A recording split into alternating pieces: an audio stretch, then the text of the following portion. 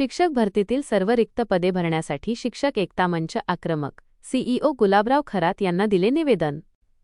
राज्यात शिक्षक भरतीची प्रक्रिया सुरू असतानाच आता रिक्त पदांच्या व्याप्तीवरून सुशिक्षित बेरोजगार तरुण आक्रमक झाले आहेत। बुलढाणा जिल्हा परिषदेचे मुख्य कार्यकारी अधिकारी गुलाबराव खरात यांना महाराष्ट्र शिक्षक एकता मंचच्या वतीने आज एक महत्त्वपूर्ण निवेदन देण्यात आले।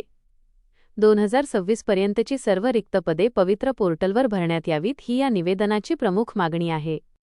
सध्या सुरू असलेल्या शिक्षक भरतीमध्ये केवळ जुन्याच रिक्त पदांचा विचार न करता 31 मे 2026 पर्यंत सेवानिवृत्ती, पदोन्नती आणि इतर कारणांमुळे रिक्त होणाऱ्या सर्व पदांचा समावेश या भरती प्रक्रियेत करावा अशी मागणी विद्यार्थ्यांनी केली आहे। शिक्षण आयुक्तांच्या सूचनेनुसार सध्या संच मान्यतेचे काम प्रगतीपथावर आहे। या नवीन संच मान्यतेनुसार मोठ्या प्रमाणात पदे रिक्त असल्याचे निवेदनात नमूद करण्यात आले आहे।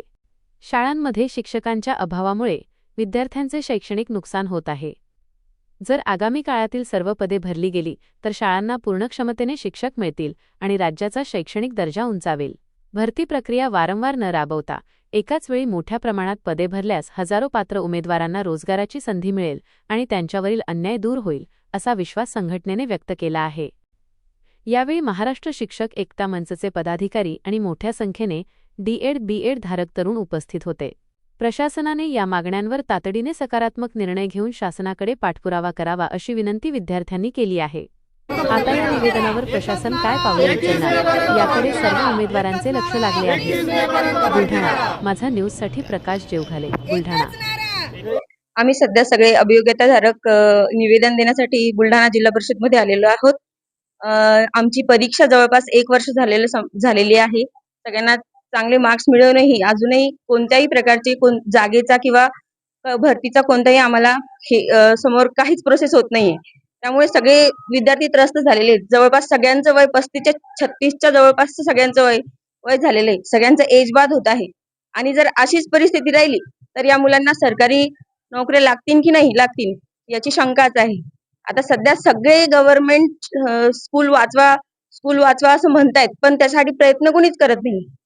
हे प्रयत्न सरकारनेच करायला पाहिजे। जसे आपण सरकार नवीन नवीन योजना राजकारणात निवडून येण्यासाठी करतात तसं शाळा वाचवण्यासाठी कराव्यात आणि शाळेला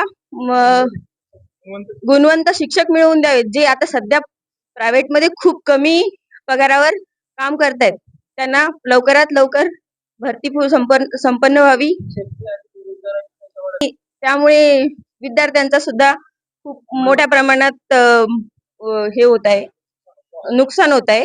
गुणवत्ताधारक शिक्षक शाळेला याची गरज आहे। लवकरात लवकर भरती व्हावी हीच विनंती सरकार पदाची भरती व्हावी। जून 2025 ला आमची शिक्षक भरती झाली। आता जवळजवळ 1 वर्ष उलटून झालेलं आहे, तरी पण अजून काहीच प्रक्रिया झालेली नाही।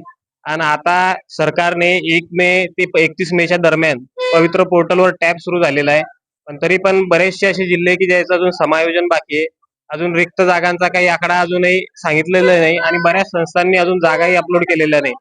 आता आमच्या समोर अशी परिस्थिती आलेली आहे की 1 वर्ष झालेली आहे, 1 वर्ष झालं तरी पण अजून काही भरतीची प्रक्रिया अजून काहीच राबवली गेलेली नाही आणि आमचं एकतर एज बार होते। बरेच विद्यार्थी असे की ज्याचं वय पण वाढून चाललेलं आहे। याबद्दल निवेदन दिले त्या विषयावर एकदा आम्ही गेलो होतो निवेदन, पण त्याचा काही सप्टेंबरला, पण त्याचा काही फायदा झाला नाही। आता आम्ही पुन्हा आलेलोय आणि आता पुन्हा निवेदन देत। आता हे निवेदन दिलं त्यानंतर जर यांनी काही ऍक्शन घेतली नाही तर पुढचं पाऊल काय असेल? पुढचं पाऊल जी आमची संघटना आहे तर आमच्याजवळ आता आंदोलनाशिवाय दुसरा काही पर्याय नाही। आणि तसं आता जर या शिक्षक भरती प्रोसेस झाली नाही तर आम्हाला प्रायव्हेट शाळेशिवाय आता दुसरा काही पर्याय आमच्याजवळ उपलब्ध राहिलेला नाहीये।